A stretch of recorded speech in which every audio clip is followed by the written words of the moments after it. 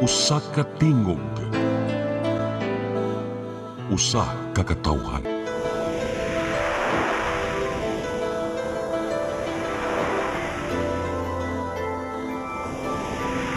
Cebu Catholic Television Network.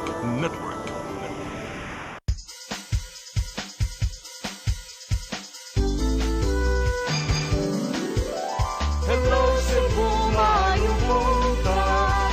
Yaksunta ang kahayag nga nagsugid sa matuod, nadagan sa panghitabo. Hello Cebu, maayong buntag Pinoy.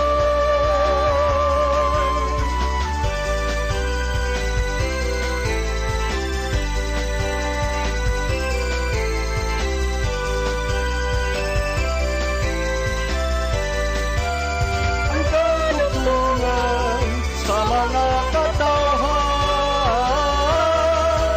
Hello Cebu, hello Cebu, maayong buntag Pinoy, maayong buntag Pinoy, maayong buntag Pinoy. Hello Cebu, maayong buntag Pinoy. Adlaw karon nga Lunes, Hulyo 25, tuig 2022. Sama sa randa na matang Lunes, among ipakita kaninyo kining front pages sa mga pamantalaan lokal ug national ug bukutlo ako pipila ka mga balita sa mga pamantalaan. Mag-isgot-isgot ako sa mga butang nga may labot ang lungsod. Akong basahon ninyong mga text messages nga parangat nga atong tulumanon. Ang weather report musunod karong taod-taod. Ako si Manny de los Santos Rabacal ug mag-inusara ko karon mga higala tungod kay very importante kayo nga gilakaw nga akong partner konsehal Malukwano Inukando Tabar. Di kita maglangay mga higala. Atong unahon ang ato nga weather report gikan sa Pag-asa magtanoban kang Jomer Eclarino. Mr. Eclarino may buntag. Yes, good morning sa tanan ug sa atong tanantig paminaw kini ang atong latest weather update karong adlaw. Ang low pressure area natong gimonitor na sa 390 kilometers silangan ng Borongan City, Eastern Samar. Base sa atong latest na data o analysis, less ang chance kini ma-develop na bagyo or tropical depression. Tungod kining low pressure area, tibuok Visayas, makasinati na madag-umo na kalangitan ug naay mga katag-katag na mga pag-uwan ug kini mga pagpanugdog og kilat. Magdala kini usahay kusog na mga pag-ulan na posible ang mga flash floods or landslides, ilabi na sa mga vulnerable areas. Padayon ta mag-monitor sa atong mag-i-issue ng mga thunderstorm or rainfall advisories kasama ng color-coded na heavy rainfall warnings. Kasarangan nito na sa kusog na hangin masinati sa Visayas ug kadagatan kasarangan nito na sa pagkabaloron ug delikado kini ang mga gagmay kaayo ng sasakyang pandagat. Ang temperatura sa Cebu 27 to 31 degrees Celsius, adlaw misilang kanina alas 5:32 sa buntag, mosalop alas 6:09 sa hapon, atong dagat mutaob alas 8:13 sa buntag, nakikita sa 1.46 meters, ug muhuna sa alas 4:15 sa hapon, nagimove on na 0.02 meters. Philippine Standard Time alas 7:49 karong buntag, gikan diri sa Mactan, Pag-asa Visayas, DOST Jomar Eclarino. Okay, salamat Mr. Jomar Eclarino sa imong weather report. Ano yung kini nga itong mga headlines sa mga pamantalang lokal o national? Unahon nato ang Sunstar Daily. COA flags Karkar Series purchase of Apura lands. XBM Nice Apura defense sale. Sa superbalita sa Sunstar, puya gibiyaan sa sagbutan, nakit-an giluwas ug sa driver. Aniya kini ang headline sa The Freeman Daily, 17 die from dengue. Banat news sa The Freeman, magmotor nga snatcher dakpan. Sa Philippine Daily Inquirer, ex-mayor, 2 others shot dead in Ateneo. Philippine Daily Inquirer, kun Philippine Star, 3 dead, 1 wounded in Ateneo shooting. Sa Manila Bulletin, Marcos to deliver first SONA. Ug sa Tempo, Philippines ready for monkeypox. Maukat to ang mga front pages sa mga pamantalang lokal ug national. Mubalik ako aron sa paghisgot-hisgot sa mga butang na may labot ang lungsod. Please stand by. Hello Cebu, hello Cebu, maayong buntag Pinoy, maayong buntag Pinoy, maayong buntag Pinoy. Ako si Gumersindo Alforque Rivera, ako asawa ni Tagas Fernando. Nadto una, sakit ang kalawasan. Kaya ako manggibintin ang koy, nawa na tanan, nakaayos ang mong balatian. Barato na, epektibo pa. Koy Herbal Capsule. Discover the beauty of the Philippines.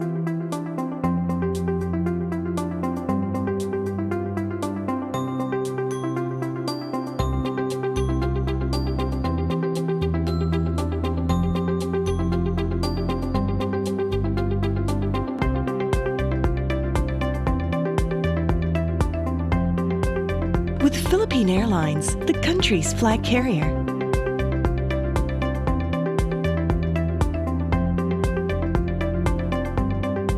The airline that lets you feel the warmth of the nation.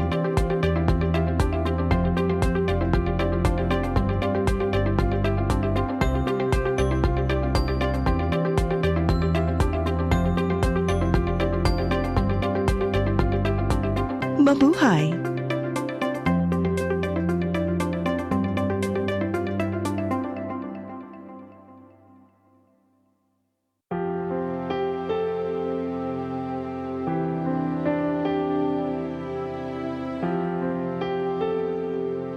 Bring family and friends to a special 3-in-1 celebration. Dinner for a cause. Book launching of the official biography of Venerable Teofilo Camomot and short plays of his life entitled Tugon Ninyor Lolong and Mga Kurtina ni Barbie Doll, written and directed by Monsignor Agustin Ancajas on July 25, 2022, 6:30 in the evening at the Yakal Hall, IC3 Pavilion, Malolos, Cebu City, inclusive of one complimentary book. Tickets are available for 1,000 pesos only. For ticket sales and reservations, please visit us at the Archbishop's Office, 234 Diacosolum Street, and look for Ewing or call 0920-900-7373. Proceeds would go to the cause of the canonization of Venerable Teofilo Camomot. See you there!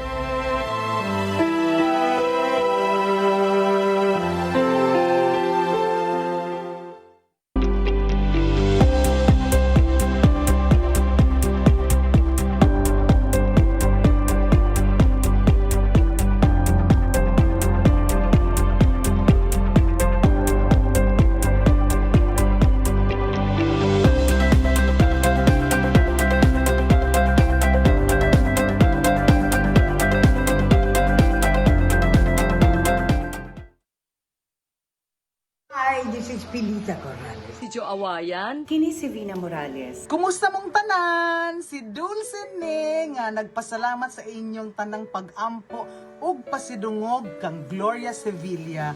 Ang hara sa mga lilas Binisaya. The Queen of Cebuano Films. July 31, alas 12 sa Udto sa SMC Side Wing Atrium. Daghan kaayong salamat ug magkita tang tanan. Daghang salamat and God bless. Daghang salamat. Okay, magkita ta dito ha! See you there! Daghang salamat, O Santo Niño, huwag sukod ang gugma mo.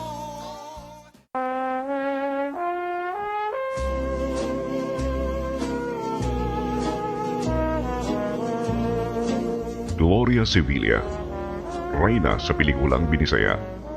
Gikan sa Bantayan Island, siya nagtungha sa University of the Visayas ug nadiskubrihan ang iyang abilidad sa pag-arte diha siya misalmot sa usa ka declamation contest. Wa magdugay, si Gloria Sevilla mo'y nag-unang leading lady sa pelikulang Binisaya. Mga pelikula sama sa Mga Anak in Town, Rosas Pandan, Mapait ang Balaod, Badli sa Kinabuhi, Gimingaw Ako, ug Matod Nila. Kanunay niyang leading man, mausab ang iyang kapika sa kinabuhi, si Matt Ranillo Jr. Apan si Matt Ranillo, sayong gibawian sa iyang kinabuhi. Dunod sa iyang kalampusan sa Cebuano movies, si Gloria Sevilla daling nagasuod sa Philippine movie industry. Niadtong 1969, siya napiling Best Actress sa FAMAS o sa 16th Asian Film Festival. Siya nagbini og usab sa laing iladong aktor nga si Amado Cortez, kinsa napiling Philippine Consul sa Estados Unidos. Si Amado Cortez, mitaliwan na usab pipila na katuig ang nakalabay o Gloria Sevilla, Karbo sa Sugbo. Subuano ni.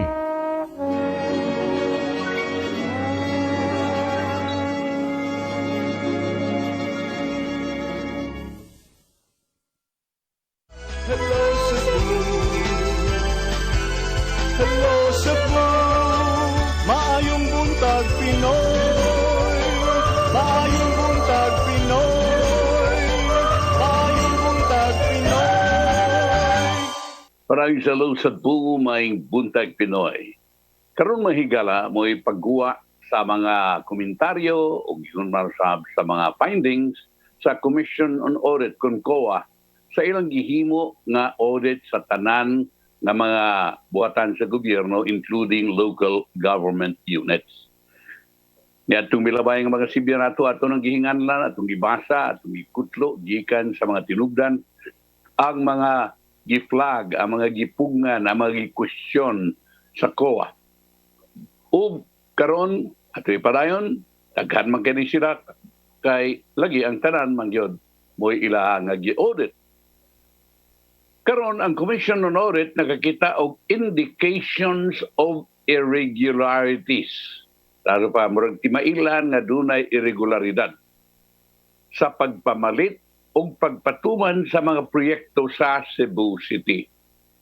Suma sa COA's report sa 2021, kining gipakita hikit-an sa city solid waste disposal in the completion of the Cebu City Medical Center ug ang procurement sa rice kung bugas sumay gikan sa dili eligible, non-eligible supplier in line with the city's COVID-19 response, among others.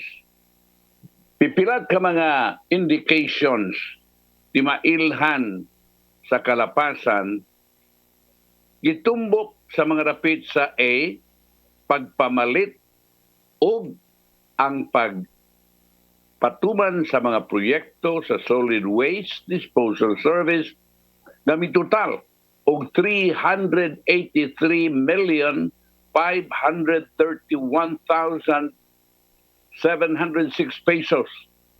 Kabahin kinis observation sa COA Executive Summary nagpakita. These have reportedly exposed the city to the risk of giving the impression that it favored a contractor aside from the risk of attaining its program's objectives sa COA. Ang COA nirekomendar na o gisugo ang Bids and Awards Committee kung pagsubiter sa mga dokumento that are still lacking, nga kuwang pa, ug sa pag-esplikar ngano nga ang recommendation for award to the joint venture of DOCAS Construction and JJ and J Construction and General Supply was proper, bisan kung pres na ay glaring grounds that would disqualify them from the project. Ipa-explicar pa. We also recommend for the submission of a machine-generated receipts sa Way Bridge to validate the total number of tonnages paid by the city and an explanation of the unusual pattern of change of the tear weights of the hauling equipment of the contractor. So ang timbangan, presentar usab. Unsa man ang grounds for disqualification. Ang COA noted nga ang tag-iya, ownership and structure of the contractor wa mutuman, wa mo takdo sa city's requirement. Ang primary business of both contractors appeared to be construction rather than logistics or hauling services, which was also not in accordance with the city's TOR, and the highest bidder did not qualify in terms of motor pool location requirement. Ang COA, minutaro sa amin ang contractor studied the hauling and management of the solid waste even though the post-qualification was not yet started and that there was absence of back declaration that it has qualified before the notice of award, execution of contract, and the issuance of the notice to proceed. Various documents to establish the contractor's technical eligibility were not submitted or attached to the disbursement voucher.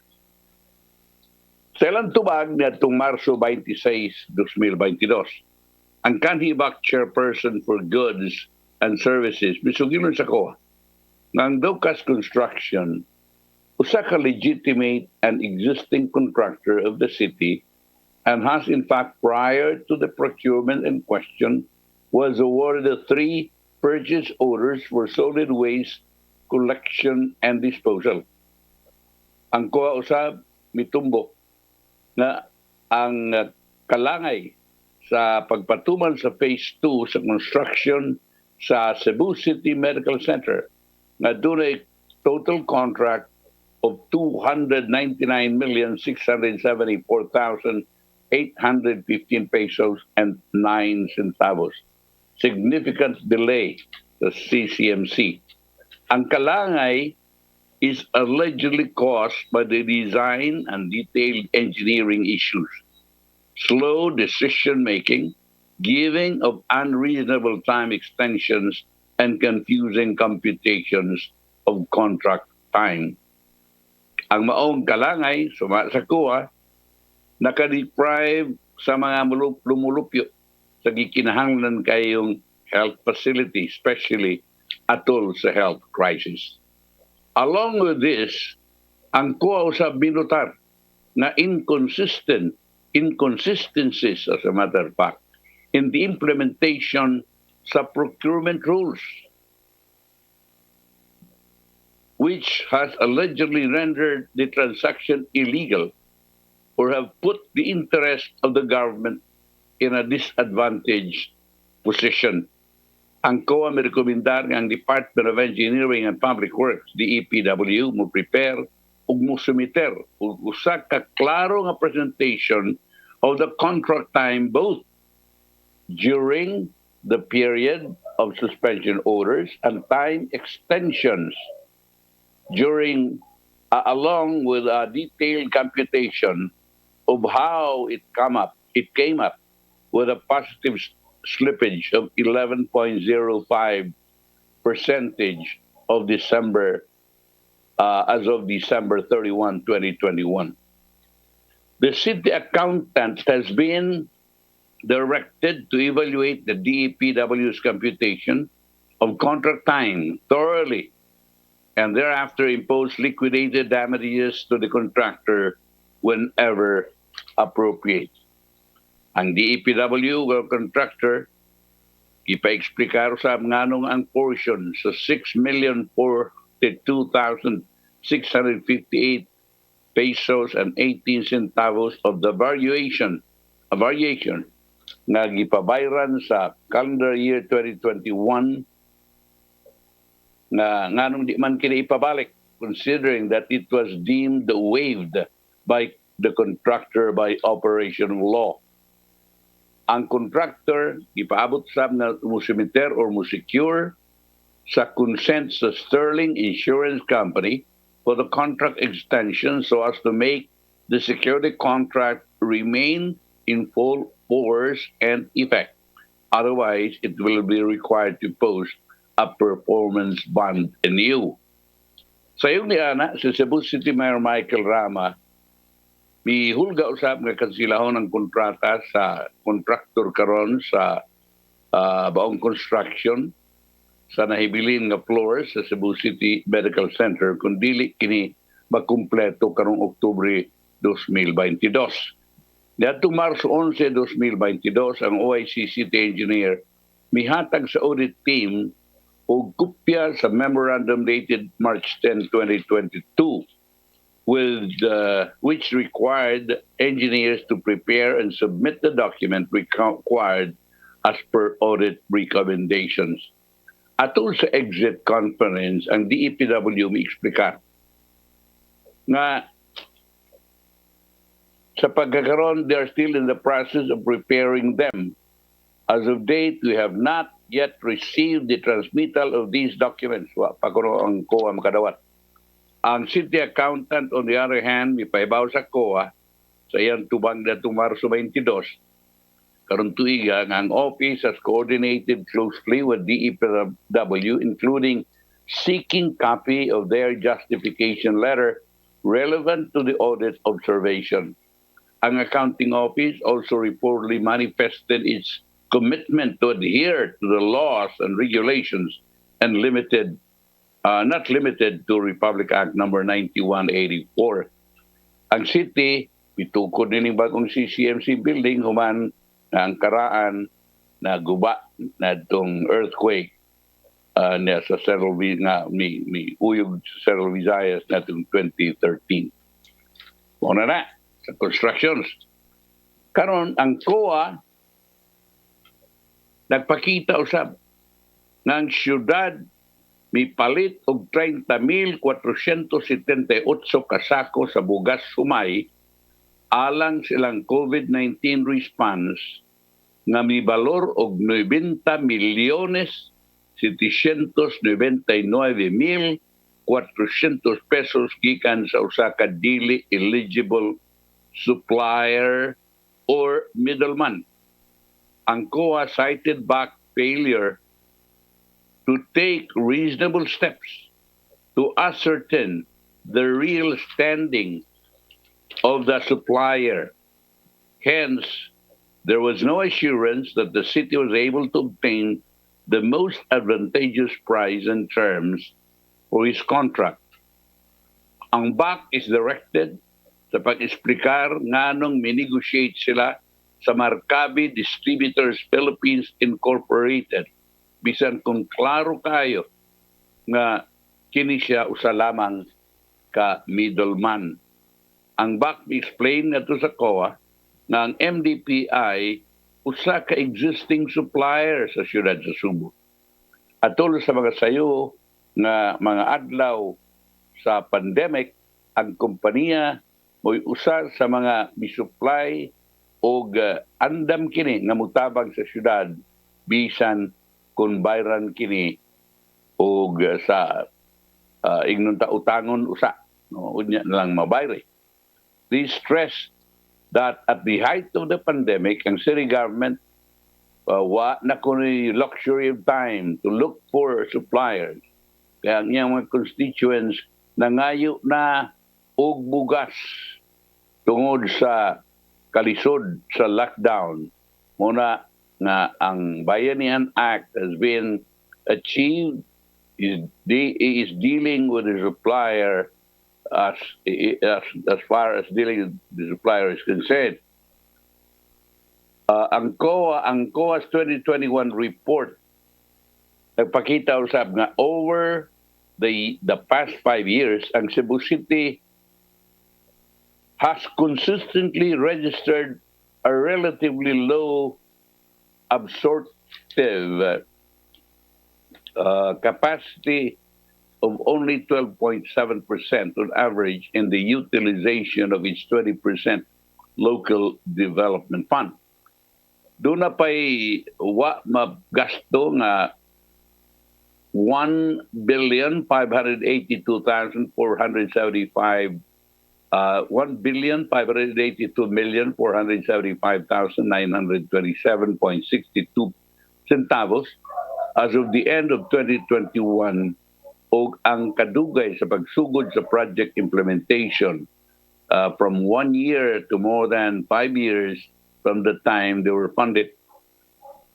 This can be attributed to the inclusion of projects that were non-implementation ready in the city's annual investment plan and eventually in the annual budget, resulting in the inadequacy of basic infrastructure and facilities that could provide direct, immediate, and lasting impact to the quality of the lives of the constituents sa COA. Ang City Planning and Development Office sa city's Local Development Council gipabot nga mo-appeal sa ilang city's annual investment plan and eventually in the city's proposed budget only sa mga programa o project na implementation ready and to defer alang-alangon ang mga proyekto that could have unresolved issues or while still working out on requirement clearances and the like. Ako lang yung gihapit tanan in English mga higala tungod kay findings to sa COA, and I don't want to be wrong in my ako sa pag hubat niya nako sa Binisaya ay tingali niya o sabi kita and then murag dili kayo ang sabot lahi niya ang guwa sa ako ang akong interpretation. Mao kadto ang sa Cebu City. Daghan kini sila mga higala ang ubang mga local government units sa mga apan. Ug kadaghanan niini kini yung pagpamalits bugas. Kini pagpamalits bugas humay na kadudahan ang supplier. O gina kadaghanan yun. Besag asa kang local government unit di man tingali tanan pero mo ginay makitas ko. Karon mga higala ang unang State of the Nation address ni Presidente Ferdinand Edelin Marcos Jr.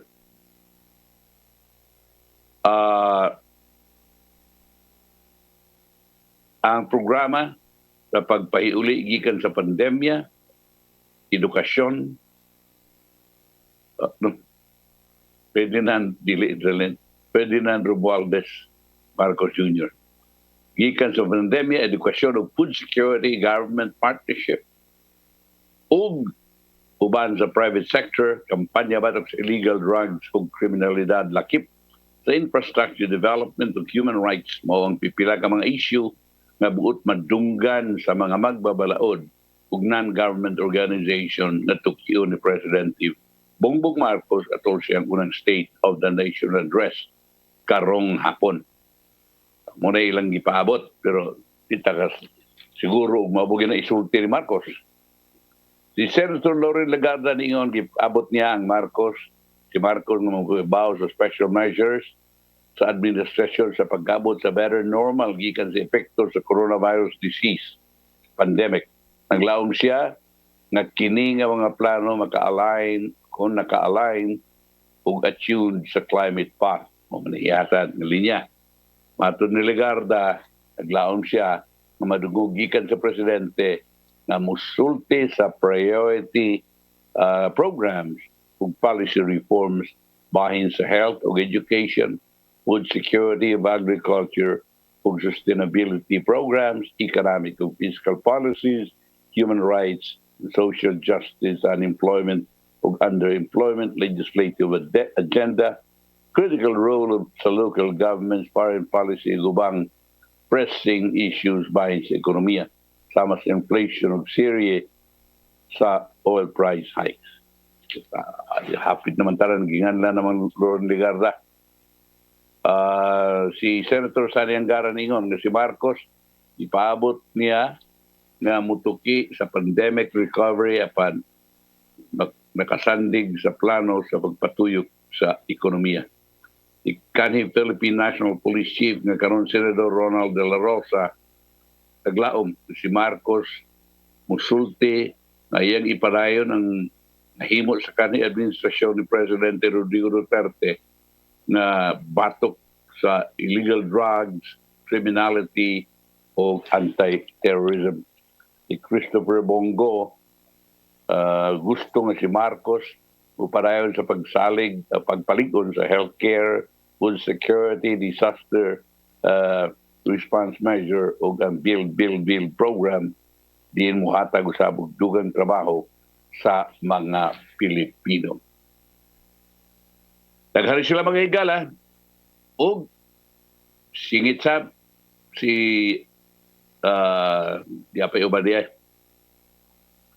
si nasa balikat ng Pangulo ang sama-samang pangarap at pag-asa ng milyon-milyong mga Pilipino nagbigay sa kanya ng matibay nga mandato para iahon sila sa kahirapan at bigyan ng mas maiging buhay matod ni Grace Po.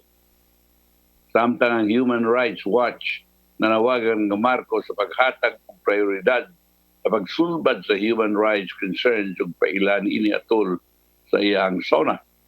President Marcos has a golden opportunity to get the Philippines on the right track for setting out clear priorities and policies to improve human rights in the country, matod sa HRW Deputy Asia Director Phil Robertson.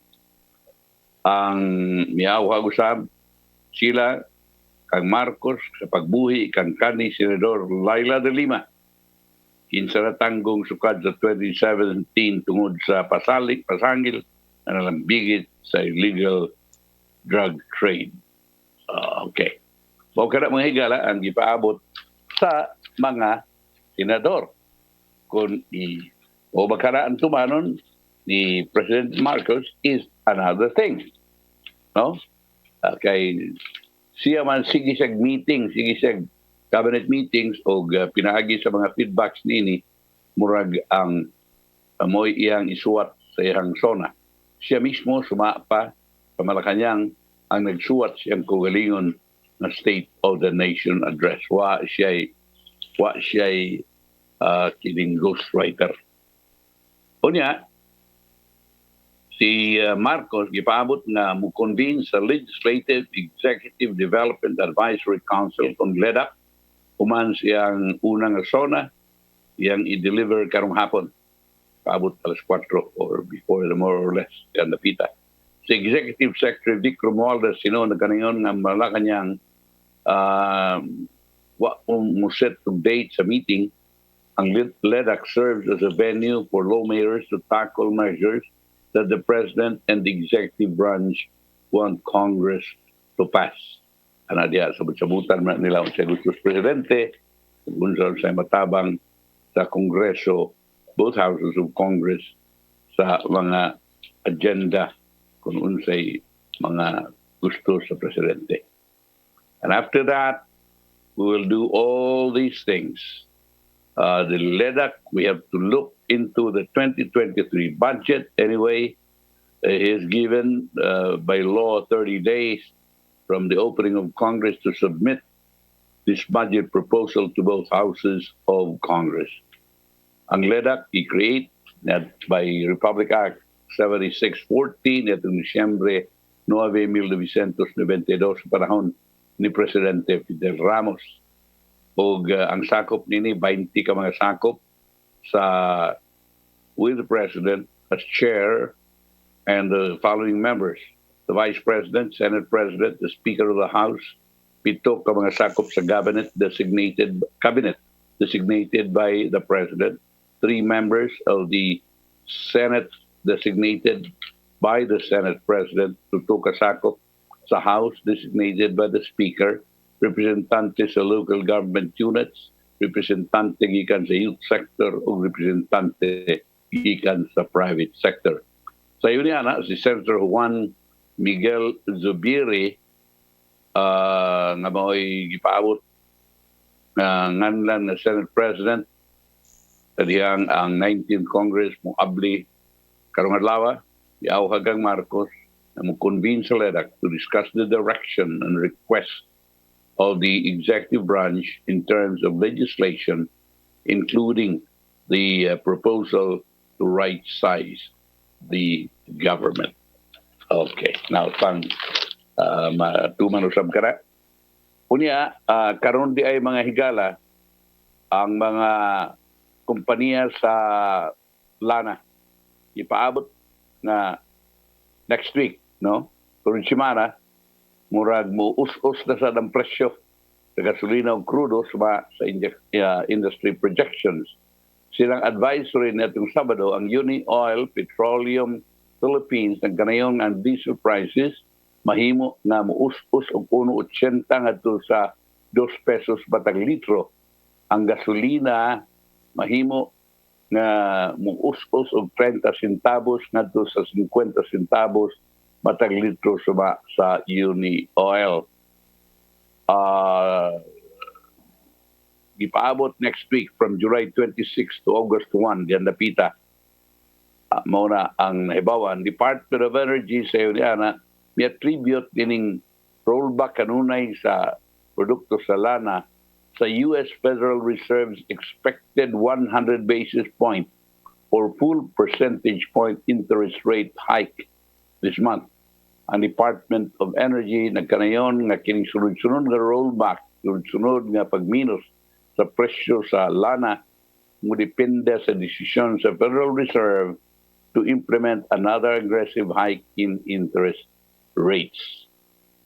Bago ka na ang atong nasayran, nagkasayuran mga higala. So anytime next week, muus-us na sa ang presyo sa lana. Ako nang gihatag kaninyo kung ang us-us pila ka na o gipaabot na from July 26, the day after the zona, tomorrow, or if not, up to August 1, diyan dapita. At akong balikon, ang diesel, ipaabot ng us-us, gikan sa 1.80 ngadto sa 2, o ang gasolina, motong pila itong gasolina, 30 centavos, ngadto sa 50 centavos matag litro.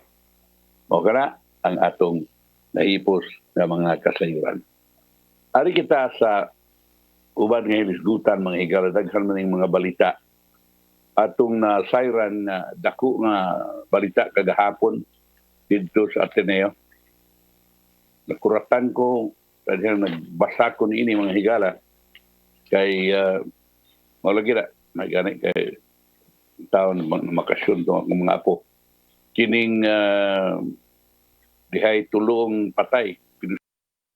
Sa diha nga wa pa gid ma-full ang report pangigala report para nga nagpinusilay ay pinusilay dito sa Ateneo sa may Quezon City na murag kuyaw kayong paminawon yon. So ang kanhi Lamitan City Mayor si Rose Purigay ug laing duha ka mga tawo ang namatay sa pinusilay sud sa Ateneo de Manila University sa Katipunan Avenue, Dakbayan sa Quezon kagahapon, Hulyo 24. Ang Quezon City Police Director, Brigadier General Remus Medina, nagkanayon. Ang ubang namatay, mao si Victor Capistrano, usa ka kawani sa lokal nga kagamhanan, ug usa ka security guard sa Ateneo. Giila ni Medina ang suspect na si Dr. Chow Chow Yumol. Chow Chow Yumol, 28 anyos, taga-Lamitan City, 15 na dakpan, human sa pipila ka minutos, uban sa pag-abag sa publiko. Dugang sa taho, ang pinusilay na hitabo mga alas 3:30 sa hapon sa may Arete Building sa Ateneo, diin ang law school graduation. Muna, graduation ta kagahapon sa mga rikuha o abogasiya, ipagayon apan ang kalihukan, gikansilar na lang tungod sa ritabo. Human sa pagpamusil, si Yumol ni Sakmit o usa ka sakyanan, gikan sa usa sa mga nitambong kalihukan sa dayong sibat. Si Yumol nasikop sa Aurora Avenue, nagkuhaan og duha ka armas ug daghang bala. Si Medina ningon nga si Purigay ni pasaka og 76 ka mga cyber libel charges bato kang Yumol busa dili kini magapractice sa posisyon amo diay. Suspitsado ni tuyo sa paglarga sa Manila aron pagpatay kang Purigay dugang ni Medina. Muna ilang giingon nga ang determined assassin, it's very hard to stop a determined assassin. Determinado kay mo patay mga higala unya ang murag weak sab ang security mo ni mitabo. Ang security guard kay kini siya wa man ni anha sa Manila wa siya klaro nga gipuy-an balin-balhin ni siya unya padungdin sa Ateneo ni abang kini siya og grab no unya pagkahub kadang pagsu dito gitan-aw wa siya ba inspeksyon pagay sa guard muna nga nagdasig duha ka armas ang iyang tuyo mao to si Mayor Rose Purigay pagkakita niya gikrahan dayon munang patay o tulo ang namatay mga higala tulo ang namatay apil ang security guard usa ka murag security ni Mayor Purigay ang iyang anak nga babae nga mo-graduate unta murag mao ni iyang gitambungan nga mo-graduate sa law dito sa Ateneo murag na sa ospital unya si ang Chief Justice na nipadung na on the way na nga Ateneo kay siya mo guest speaker or mutambong siya sa mong graduation itawag siya nga mo ni nahitabo wa na siyang padayon ug ang graduation ceremony mga higala i-kanselar yun.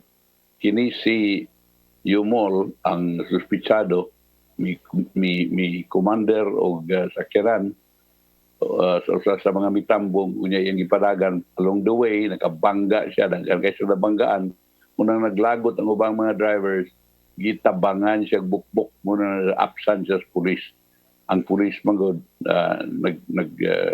gukod kaniya ug dito siya maapsit ug kay gibukbok na siya sa ubang mga tao ora murag padag mga pasubo si governor si President Bongbong Marcos, Vice President Sara Duterte, ingon no sab si kanhi Vice President Leni Robredo, ang daghan nga mga kaigsunan nato na nagpada panguban sa gigamit sa politika, nagisgot-isgot, usa ka desk editor sa PTV4 sumapa, ingon pag gigamit pag nga murag away ko ni mga dilawan o sa mga pinklawan ambot ug nanong ningon niya na mo nang naglagot ang press secretary si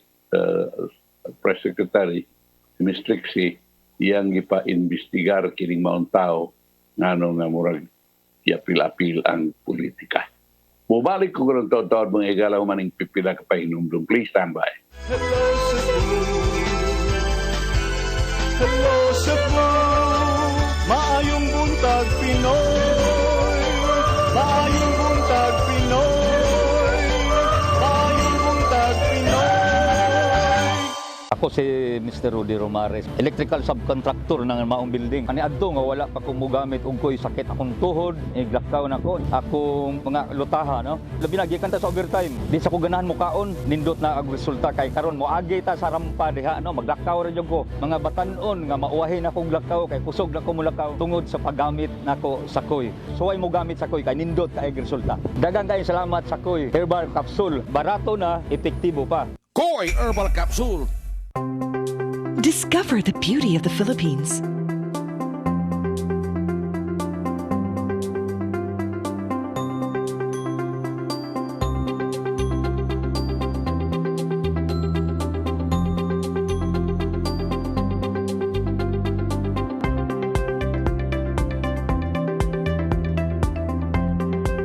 With Philippine Airlines, the country's flag carrier.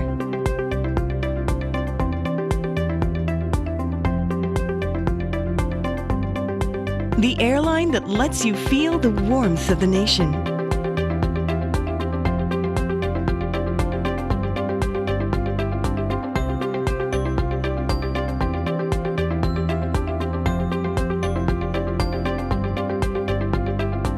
Mabuhay!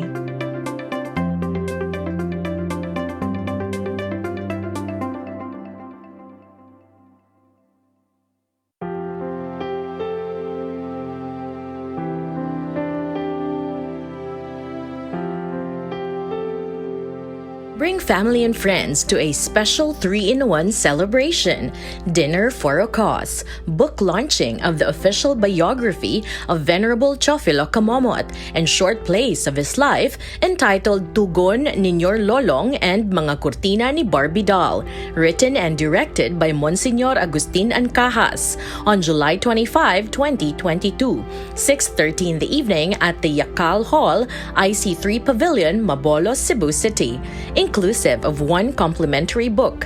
Tickets are available for 1,000 pesos only.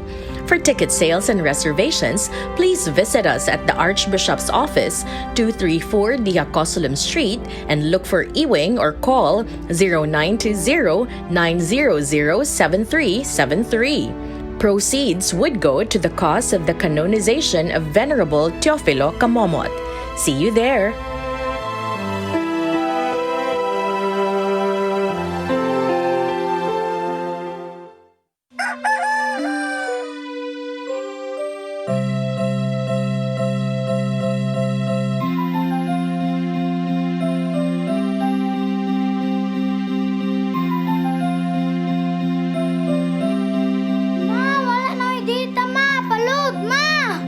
Sorry ma'am, na-late ko. Nangita pa mong gugo para internet sa kong anak ma'am. Ay, wala na yung problema. Pag CEBU! CEBU. For your internet connection.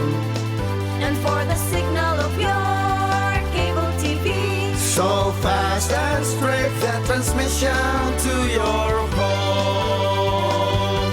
CEBU! CEBU offers you to have fiber optics. For your viewing experience, perfect and clear, so fast. So great and affordable for you to enjoy. CEBU Television Network Incorporated offers fiber to the home broadband internet bundled with fiber to the home cable TV connection. CEBU Television Network Incorporated, with its operation in Metro Cebu and the whole province of Cebu soon. And affordable for you to enjoy. CEBU!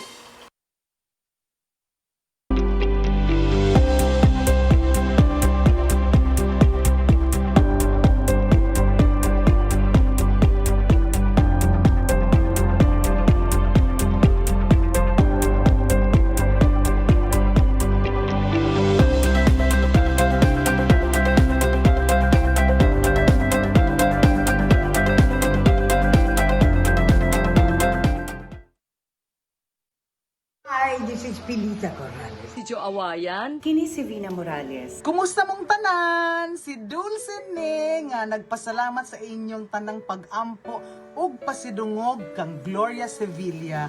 Ang hara sa mga lilas binisaya. The Queen of Cebuano Films. July 31, alas 12 sa Udto sa SMC Side Wing Atrium. Daghan kaayong salamat ug magkita tang tanan. Daghang salamat and God bless. Daghang salamat. Okay, magkita ta dito ha! See you there! Daghang salamat, O Santo Niño, huwag sukod ang gugma mo.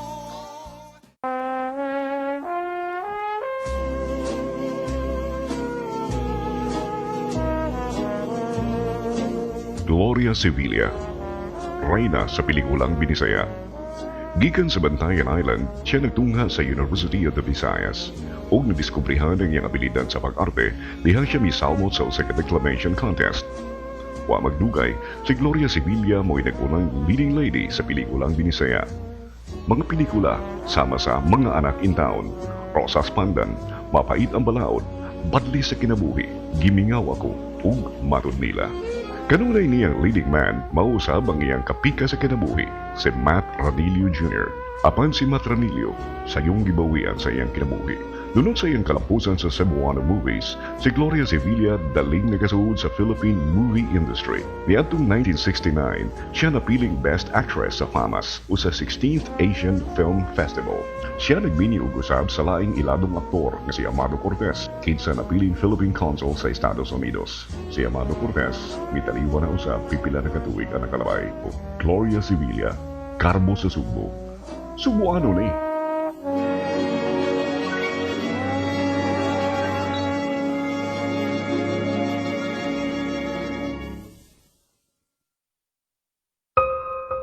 Di siya kumutuog na Ginoo. Ado na pod Ginoo. Pero magulo ng bata da. Nangita lagi ni gatas. Ang mga tao wala mo duol kaniya. Kasabot ka akong ipakuha.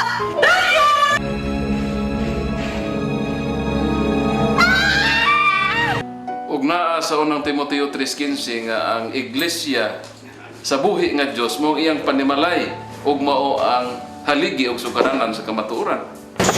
Maayong! Saan tayo? May hatag lang unta kong gatas para sa inyong anak. Basin kadahong ka nga, ikaw ang gwapa sa tibok kalibutan. Unsay reparation, Monsignor? Buhi kag laing bata aron mabayran ang imuhang nahimo nga dako nga kasalanan.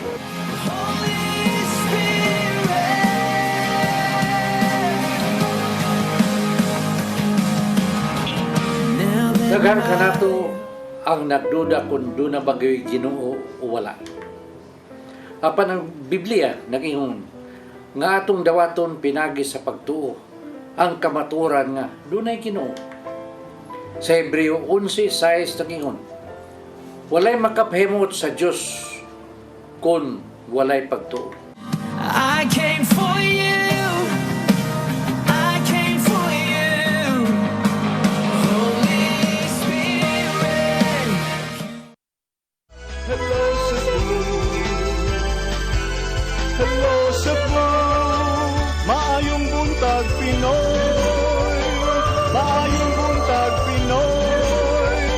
Maayong buntag Pinoy. Maraming salamat sa May Buntag Pinoy.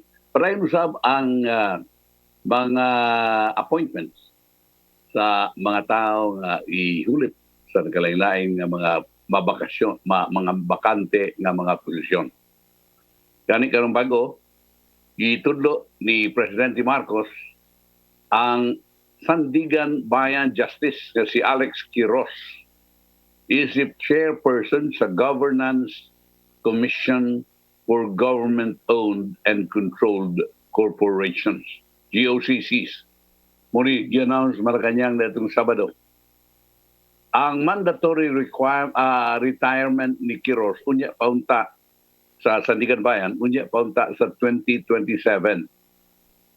Although, makabil siya o early retirement.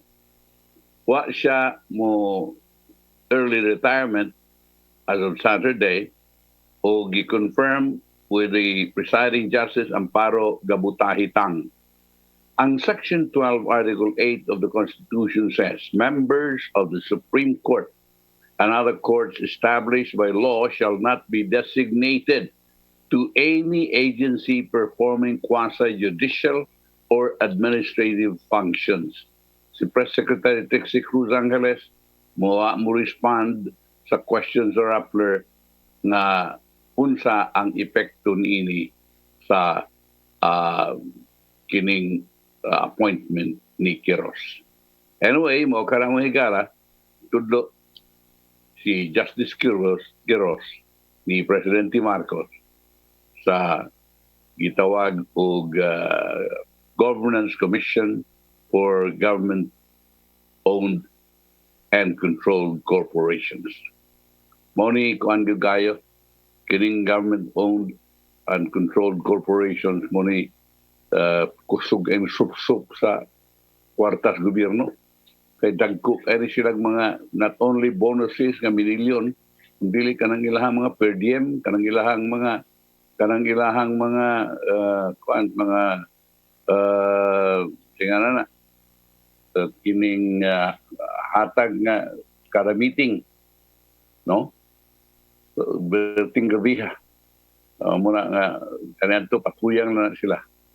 But na-control ni gamay, but hopefully karon control na ginig maayo.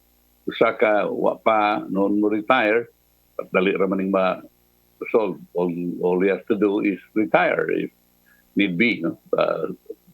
Apply for an early retirement and then accept the offer of President Marcos. Okay. Ari kita manghigalas uban nga ilisgutan. Kini bang purti ng taghana ang mga una-una may tuod nining pag-postpone sa barangay elections. Taghana kayong mga tao na mi-file o kining balaod nun dito sa Kongreso, sa Senado, aron pag-postpone nining barangay elections karong Disyembre 5. So, sumapa nining balita,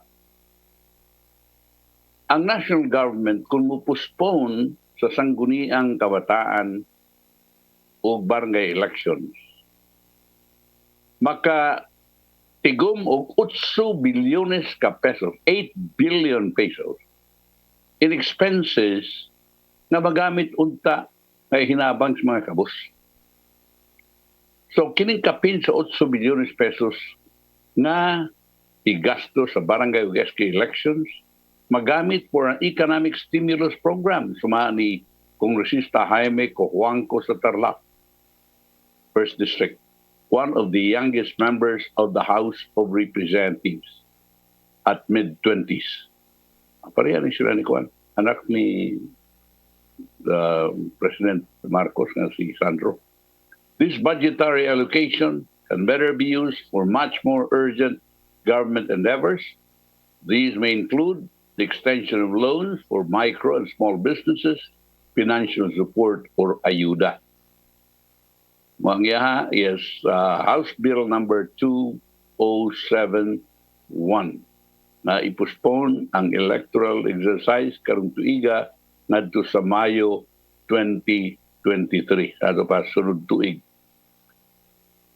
Si President Marcos would be presiding over a new administration with almost all the funds gikan sa fiscal year 2022 national budget na hurot nagka-disburse, wa na'y kwartang naibilin. Suma ni Congressman Charlie Cojuangco.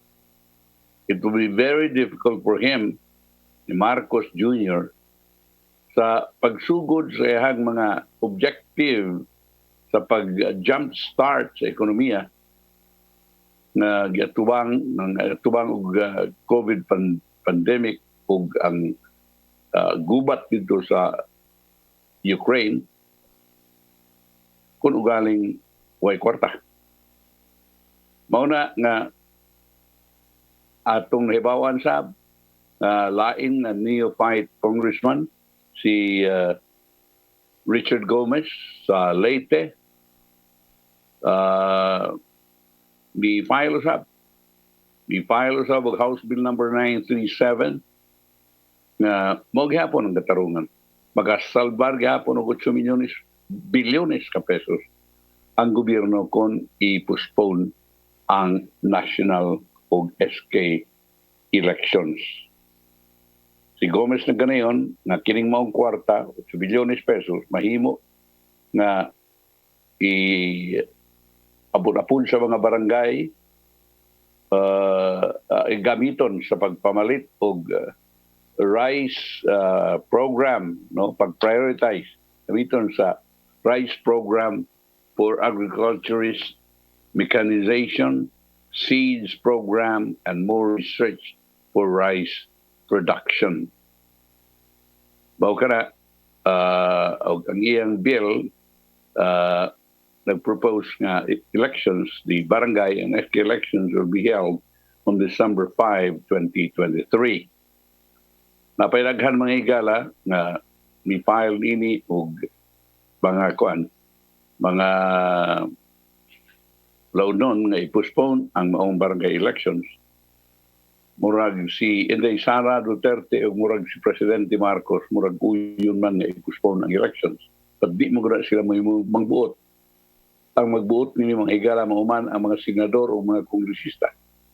Kongresista at senador, gikinahanglan magkauyon ang mga kongresista at senador na majority kanila muuyon nga i-postpone ang barangay o SK elections inay karong Disyembre 5 Kay kung ugaling di sila magkauyon sa ato pa way lain nga balaod na mapasar aron sa pag-postpone sa election, natural, may na yun ang Disyembre 5 karong tuigang eleksyon. Pero with sa kadaghan nga file, meaning maong balaod nun, I think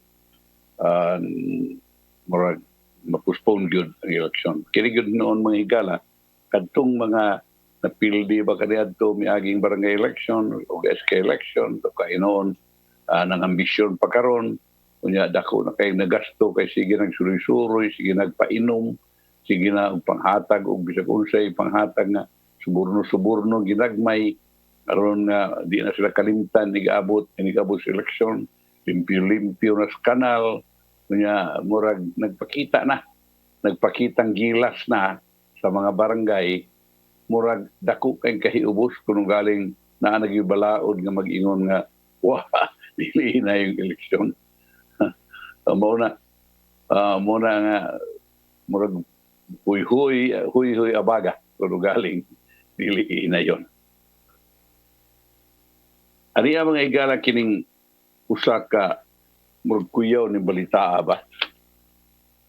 Usa ka driver sa taxi ang napalgang patay sud sakyanan na nagpark sa usa ka gasoline station sa barangay Tipolo, Dakbayan sa Mandaue, alas 8 buntag kagahapon. Ang driver mo si Arlito Morihon Labajo, 49 anyos, taga Villalorena 2, San Vicente, lungsod sa Liloan. Sa investigasyon sa kapulisan, nagipanguluhan ni Police Senior Master Sergeant Jurister Ligaray inasuta sa silibaho na matikdan nga usa ka kawani sa Petron gas station sa Tipolo, di nakaparking ang iyang taxi. Ang namatikdan sa usa ka kawani. Sa pag-abot sa City Disaster Risk Reduction and Management Office, sa pagpangulo ni Vince Perez, sila baho na suta nga patay na. Kumasasawa sila baho giatake na niadto sa kasing-kasing apan natabang kini. Dugang sa sawa kagahapon sa kadlawon na nag-text kini og nireklamo nga nalipong hinungdan na iyang ilutihan mo pauli na lang. Huwag yun din taon makaabot sa bahay mga higala na matay. Ya sud sa iyang sakyanan kaluoy naon. O kana ang itabo kunya dugang mga balita mga higala, well, napamanggi daghan kayo nga kuan daghan kayo nga mga balita nga atong gusto ta nga ipabati kaninyo apan ura og maglisod naman ta kay kuan man tay panahon. So, by the way, katong dako kay sunog, no di sunog mga higala kagahapon dito sa Guadalupe. Dako ning sunuga og sumapa sa atong hagdaw ning balita na gipasagdan na nagsiga nga kandila mo gituhuan nga hinungdan sa pag-ulbo sa sunog sa sitio Kalubihan, Barangay Guadalupe, Dakbayan sa Sugbo, alas 4:34 sa buntag niadtong Domingo kagahapon. Si SFO2 Wendell Villanueva tigpamaba sa Cebu City Fire Office nagkanayon nga 15 ka mga panimay ang nangaugdaw ug dili mo minus 30 ka mga pamilya ang naapektuhan. Suma ni Villanueva ang sunog nagsugod sa panimay na gipanag-iya sa usa ka Ricardo Iran apan gipuy-an kini sa usa ka Mira Ravidas.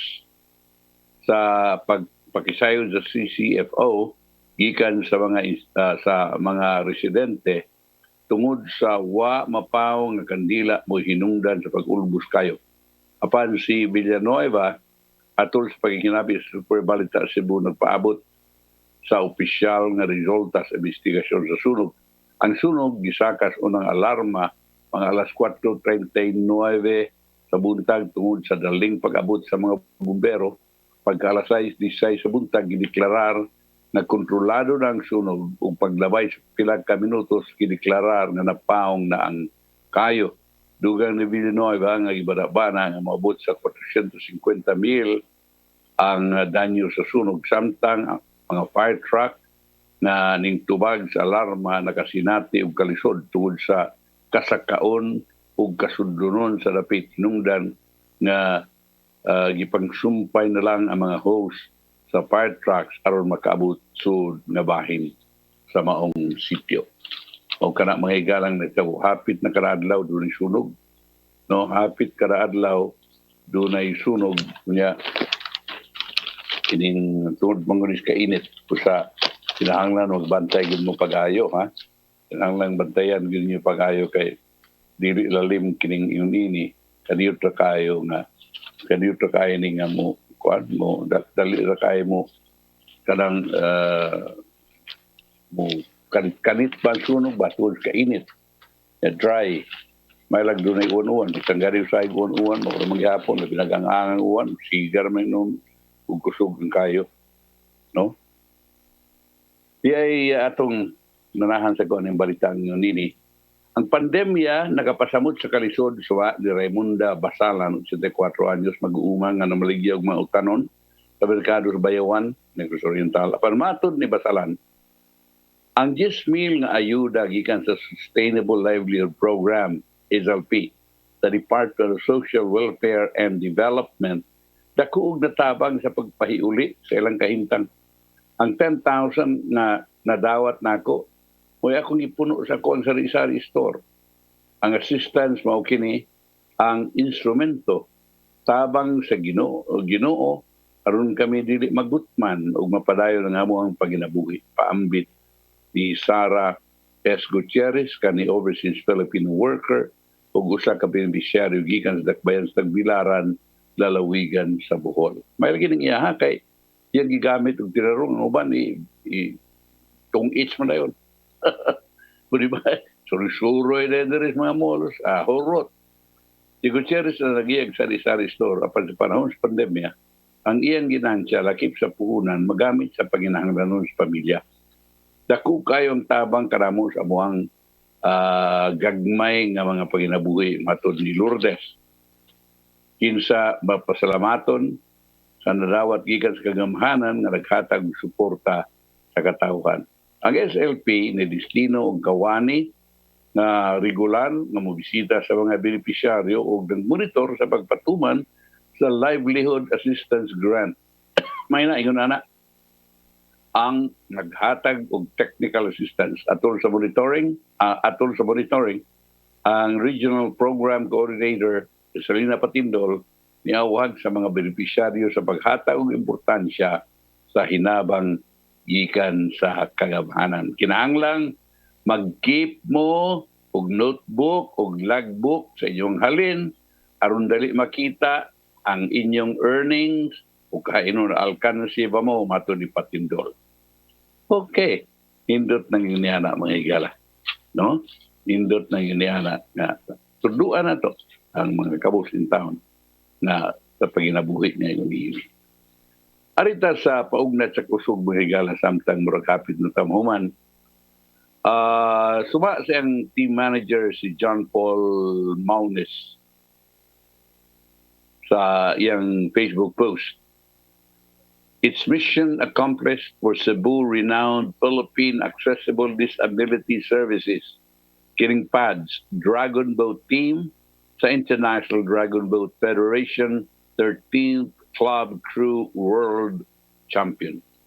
Ang nakaayon ni mga higala kay kini sila mga disabled in town. Ang races ay tabo sa Nathan Benderson Park sa Sarasota, Bradenton, Florida sa United States. Ang mission accomplished, to God be the glory. Suma ni Maunis ang social media. Ang mga Cebuano ni ha? Mga Cebuano ni nga may appeal ka na pang lumba ka nagbugsay. No? Dragon boat ba? Ang mga Cebuano paddlers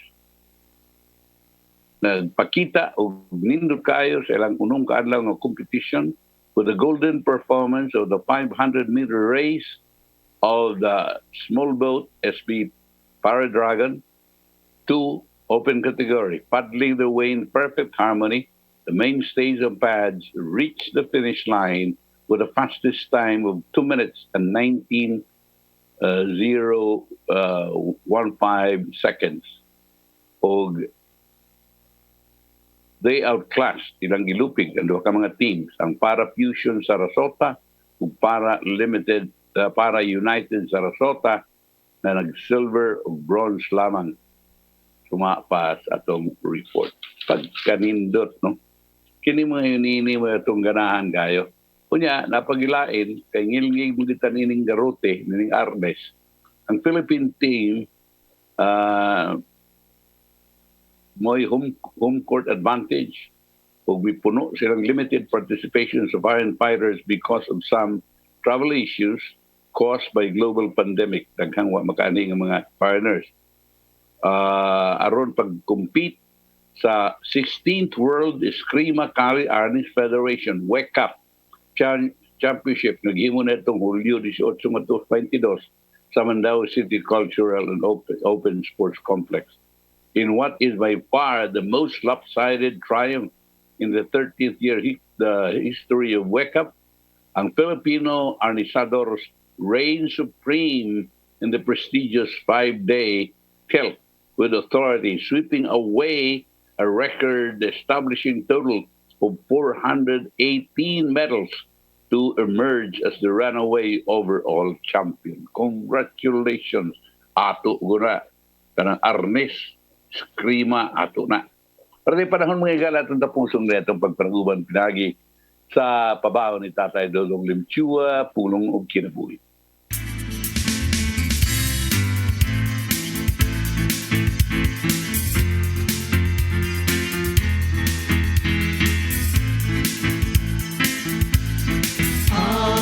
Pulong mo ang diwag sa ko.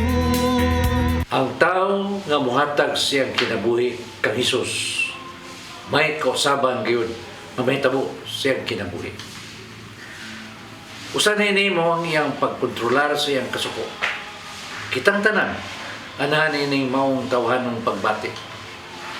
Ang pagsunod kang Hesus nagpasabot nga maningkamot usab kita nga musunod siyang kinaiya.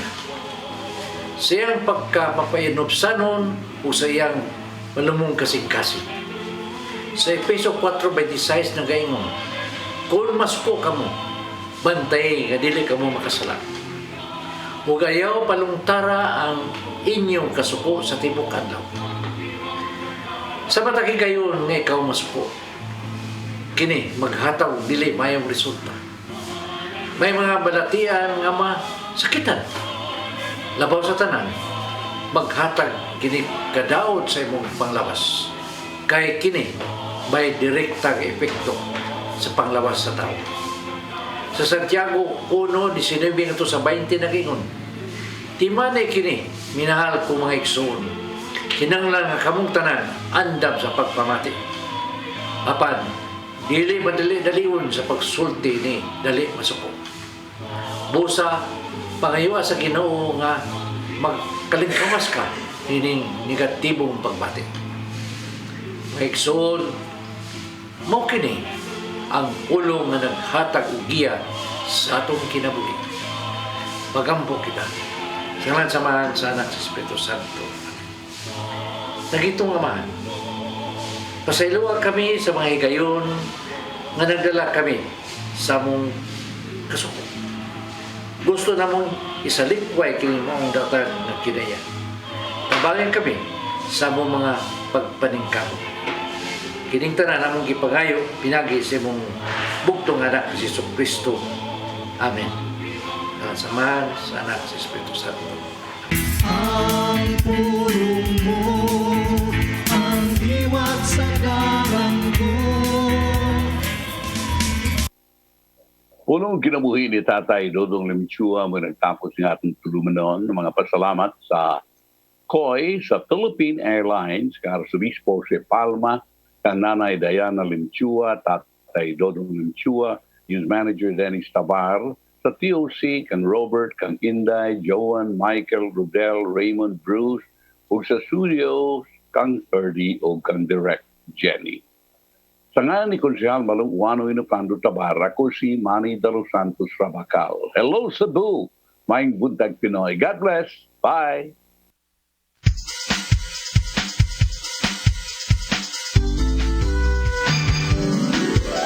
Hello Cebu, maayong buntag. Naksunta ang kahayag nga nagsulit sa matuod nga dagan sa Usa ka pagtuo, usa ka tingog,